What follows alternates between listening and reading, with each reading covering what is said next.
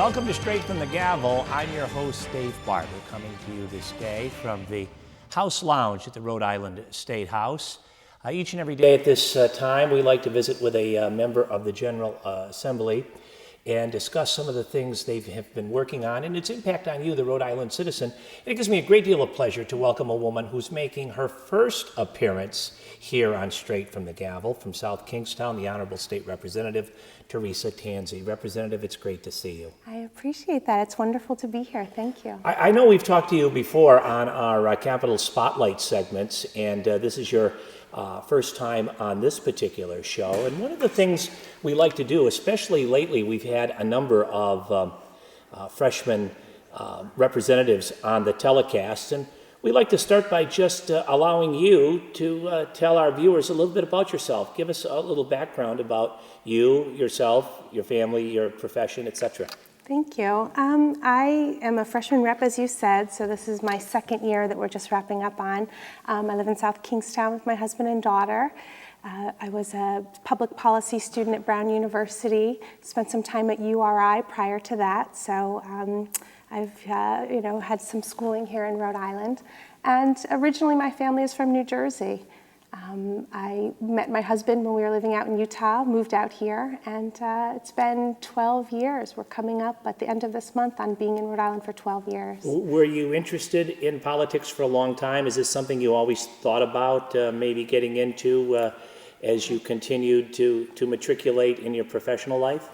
Policy was always something that I was interested in. I was in Model UN when I was in high school. I was a bit of a nerd when it came to that type of stuff. And whether or not I worked on other people's campaigns, and it just everything kind of seemed to grow into the progression that brought me here. So I don't know that it was ever a plan to be a state rep, but everything just kind of fell into place. Well, you mentioned that you've been here a short while, but that certainly hasn't held you back in terms of being involved in some pretty interesting legislation, sometimes controversial legislation, but things that I know you are very passionate about. And one of those things, probably one of the more high-profile issues that you've been involved with, is that whole Woodmansey case and the statutes regarding good time here in our state. What made you, first of all, get involved with that? And number two, tell us about what you're trying to achieve. Things seem to be moving along pretty swiftly legislatively regarding that particular topic. Right. I had just been elected and started up at the State House when the news was released that that Woodmansey would be released out of jail after serving only 28 years of his 40-year sentence. He had had 1/3 of his time shaved off for essentially behaving himself in jail, not committing any infractions while he was there. Now we should point out too that this particular criminal was charged and convicted of a most heinous type of crime. It was a very, very vicious crime against a child, correct? Right. In 1975, he kidnapped and murdered 5-year-old Jason Foreman. And his family didn't know what came of him for several years until they discovered that this neighbor of theirs was actually the murderer. When his early release was announced, as you can imagine, my community was incredibly upset about this. It actually happened streets away from where I live with my then 5-year-old daughter. So it impacted my community, it impacted me personally. We had to do something about it. It just didn't seem that justice had been served when someone guilty of committing that type of crime could be released so quickly. So we got together with the Attorney General, Senator Sue Sosnowski and I did, and he introduced a piece of legislation last year. It was controversial, as you said. It was a very difficult piece of legislation. It didn't go very far last year, so at the end I kind of got the sense that we needed to do more and created the Criminal Justice Oversight Commission, or reinstated the Criminal Justice Oversight Commission, to spend the following year looking at the issue. So after many meetings that I attended and participated in, we drafted a new version of a bill. And where does it stand right now? Where is it at currently? I'm very happy to say that it passed the House floor last night with a vote of 69-1. And it's going back to the Senate now, where I expect that it will be passed and signed by the governor shortly. So not something that I was terribly familiar with when I started as a freshman representative, but I've learned a lot. I've worked very hard on this piece of legislation in particular over the last year and a half, and it gives me great pride to say that it passed so overwhelmingly. And without getting too inside baseball or too particular in terms of all of the legal jargon, Yeah. how will it most change our law when it takes full effect? Sure. How will it work specifically? Sure. So one of the big issues that one of the big hurdles we had to overcome last year was the idea of constitutionality. We had to make sure that it only impacted criminals who committed their crime after the effective date. So if someone were to go out on the 4th of July, kidnap and murder, they would then be accountable to these new rules. And what they do are eliminate all good time. So any passive credit that a prisoner has previously accrued, they're no longer eligible for it if they've committed murder, attempted murder, first-degree sexual assault, first and second-degree child molestation, and kidnapping a minor with serious intent, so sexual assault intent. So they're no longer able to passively lessen their time in prison. They have to participate in education credits or merit credits, which are rehabilitative type services, and industrial credits. They have to work on becoming better able to be released back in society. Doing something positive, essentially, versus just Absolutely. not getting into trouble. Absolutely. Is that overly simplified? It really isn't. It was that basic. People were not getting justice when they were victims of crimes. And now, we're making the prisoners, I think, better able to be reunited with our society and be re-entered into our society. And refresh my memory, where is Mr. Woodmansey today? Right. As I mentioned, this all started when it was announced he was being released, and he has decided to commit himself to a mental institution. So, while we were lucky in this particular case that he was not released back into the general population, he self-committed. We have to be able to look forward for future criminals and make sure that they will leave on terms ready to return. Well, what if he hadn't done that? Would he have just been, that's it, it's over, he's back out in society? That could have happened, except there were significant signs that he was not mentally capable of Right. returning to society. So had he not self-committed, would have undergone a likely state committal. Well, first of all, congratulations on Thank that you. legislation. I know a lot of people watching this show right now were as outraged as you when they heard of this particular case, because Right. it was so devastating to this family, and the crimes committed were so egregious and so vicious and vile. Right. That you're to be congratulated on that. I'm going to shift gears right into a second real controversial thing that's been going on in our state, and maybe you can shed some light on it, because I know very early on in your time here, you've called for more accountability for tax programs and people that benefit from preferential treatment with tax programs here in our state. What do you make of this 38 Studios debacle? I mean, it's just an absolute horrible story. It is. Everybody's concerned about it. You've been concerned about this type of thing for some time. First of all, just give us an overview as to what do you make of this situation?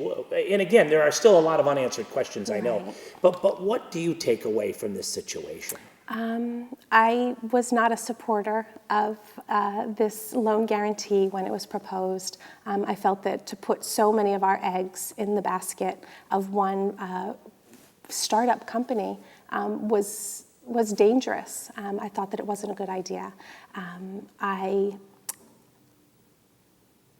I think we need a little more scrutiny when it comes to these types of treatments, and we need to make sure that the decisions that we're making fit into a comprehensive economic development plan. What we need to do is figure out a comprehensive strategy, right, and then stick to it. I'm afraid that too many times we're developing these deals without a larger context. And one of the bills that, actually two of the bills that I've put in this year kind of, I think, help the state to focus in on those types of deals. So to really begin to have an economic development plan, figure out a strategy, and then hold these programs, the people who receive these programs, accountable.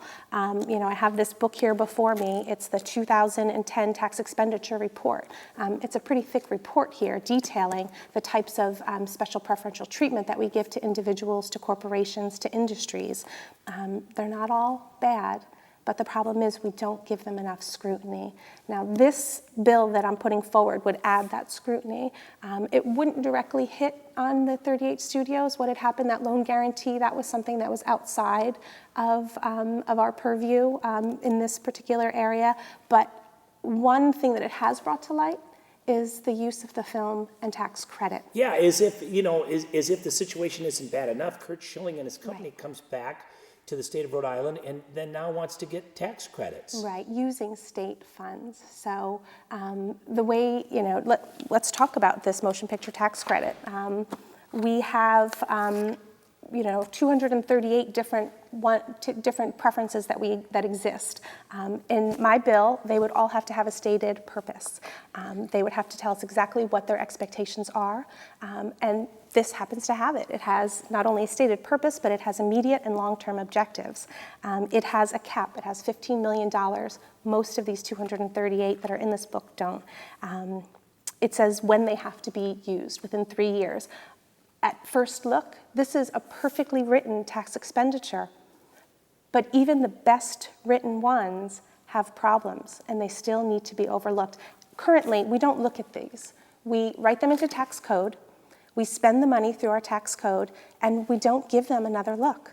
We need to evaluate these on a regular basis. The problem that is being uncovered now through this 38 studio debacle is that they're using the state fund to qualify for this additional credit. They're looking to get up to $14 million of additional state credit using no outside money.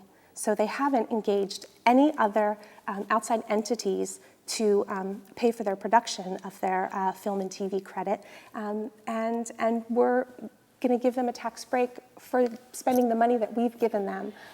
We need to look at these comprehensively.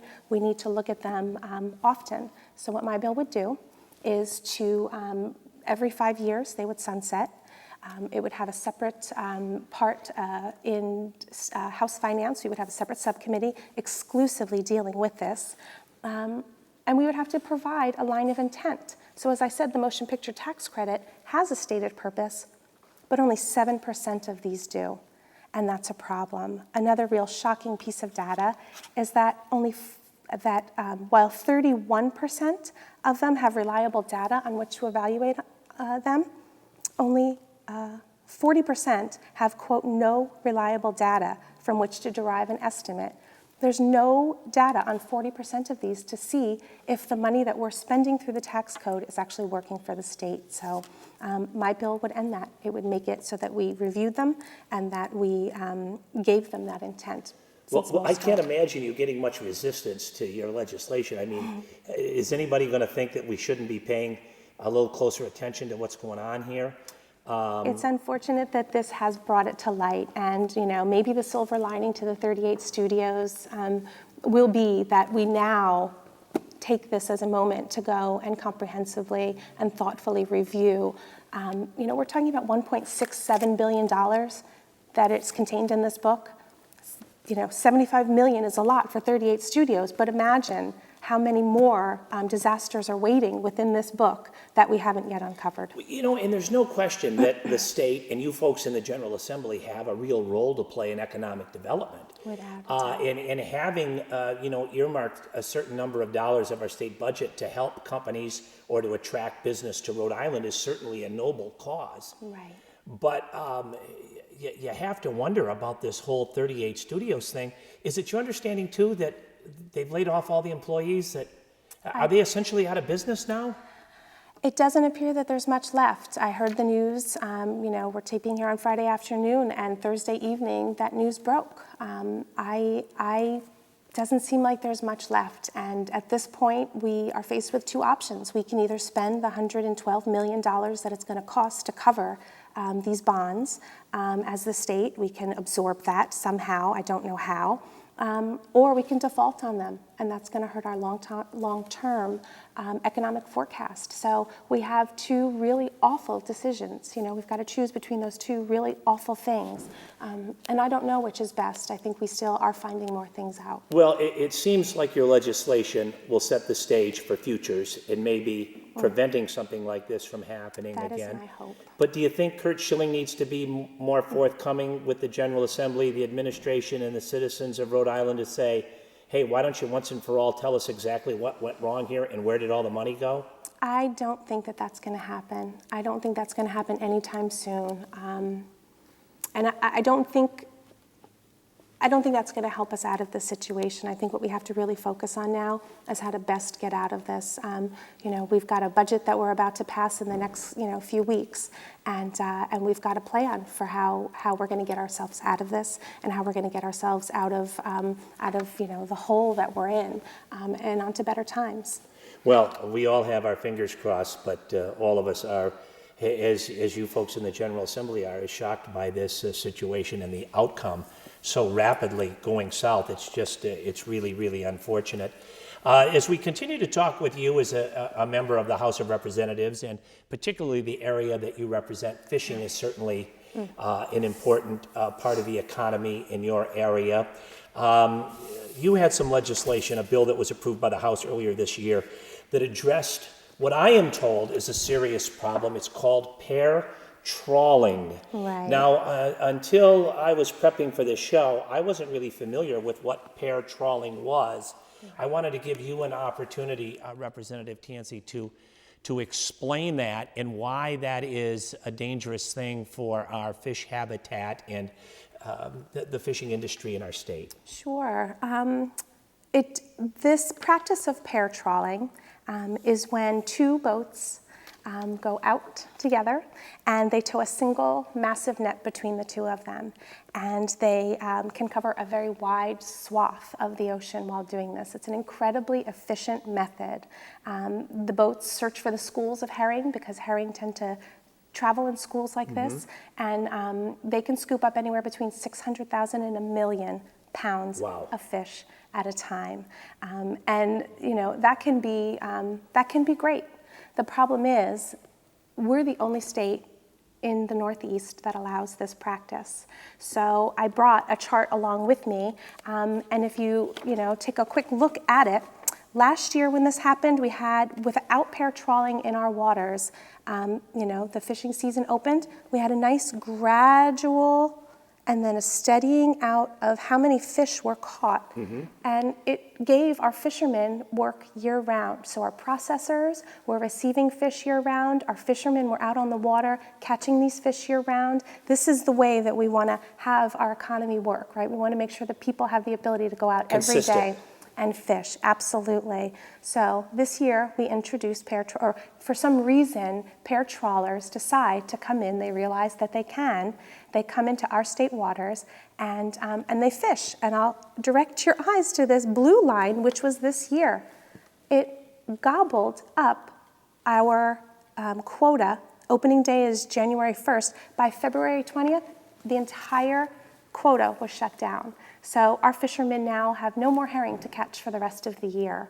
Our processors have nothing more to process for the rest of the year. And the worst part about it is that fish, when they're catching 1 million pounds at a time, we don't have that type of capacity within our state.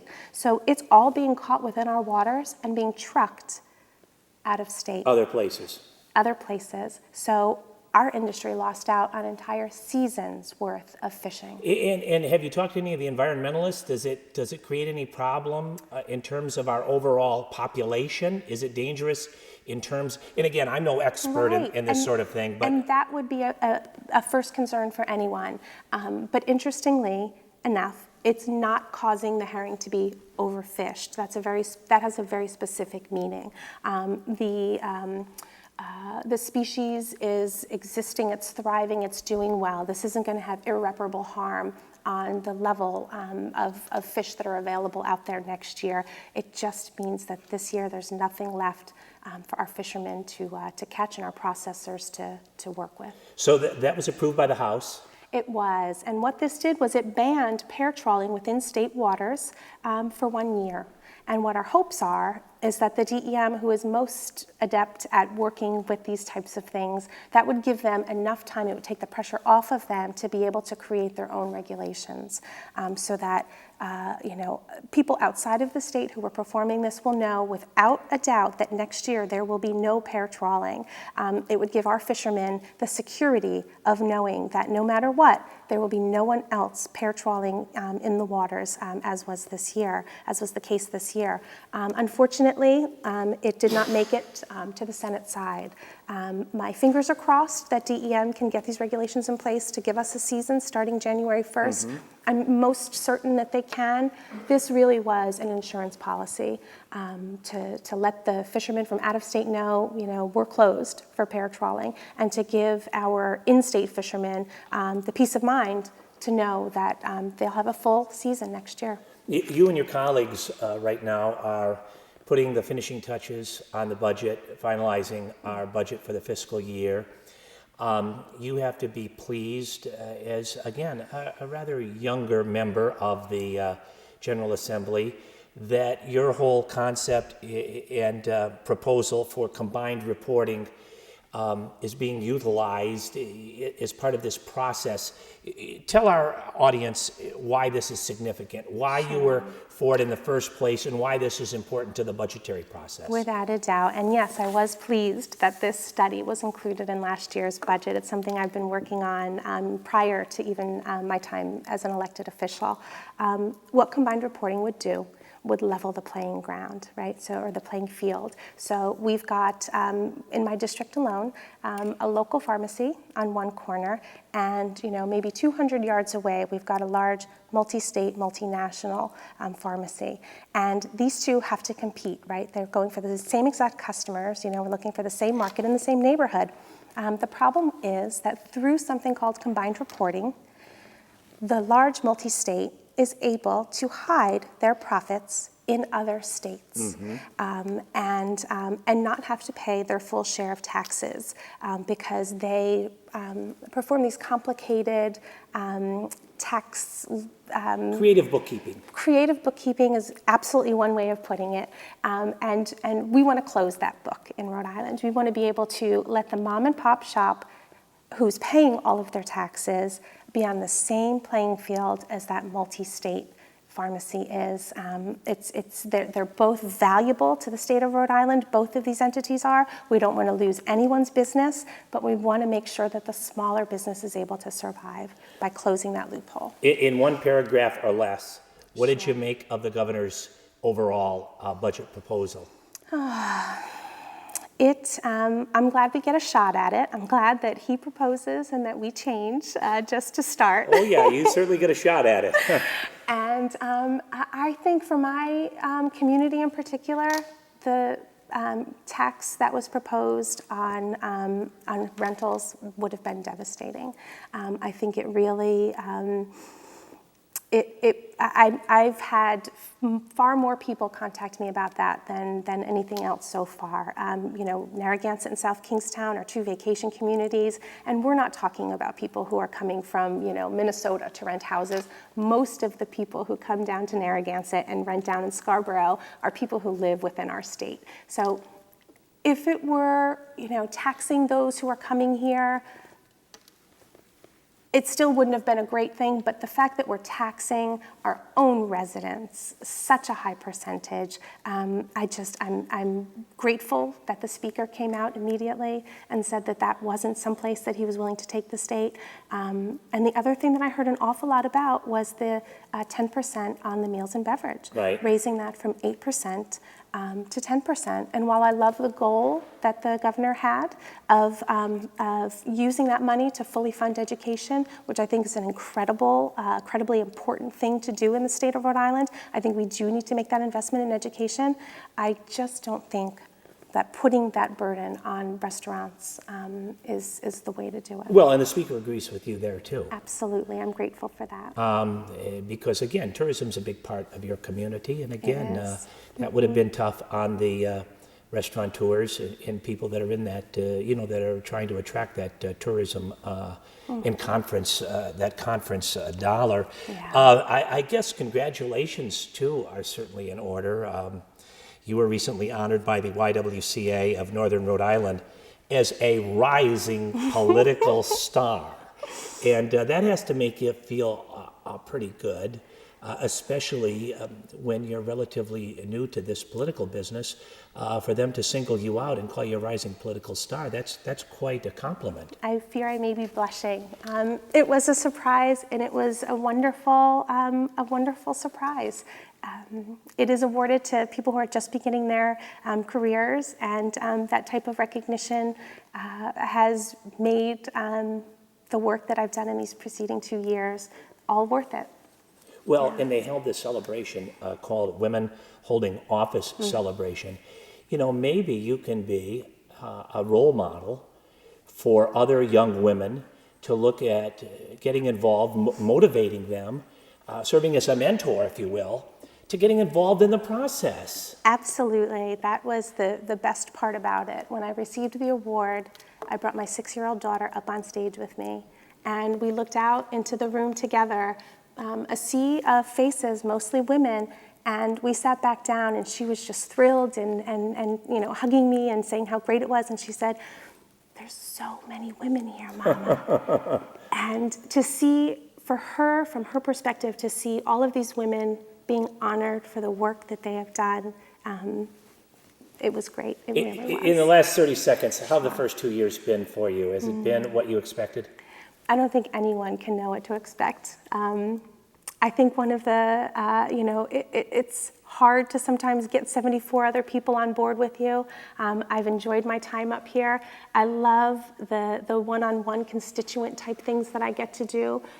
When someone calls me and says they're having a problem getting through to a state agency, they need help with their unemployment check, or they need help, with whatever it is, and I'm able to pick up the phone, and I feel like I have the bat line. I can just pick that up, and I can get someone to return their phone call, and that has been. It makes all those long hours worth it. It really does. When you can cut through the red tape for somebody. Yep. Well, I have to tell you, Representative Tanzi, it's a treat for us to have a rising political star on Straight from the Gavel. You've been most accommodating. You've been involved in some very interesting legislation. You work very hard. You're very passionate.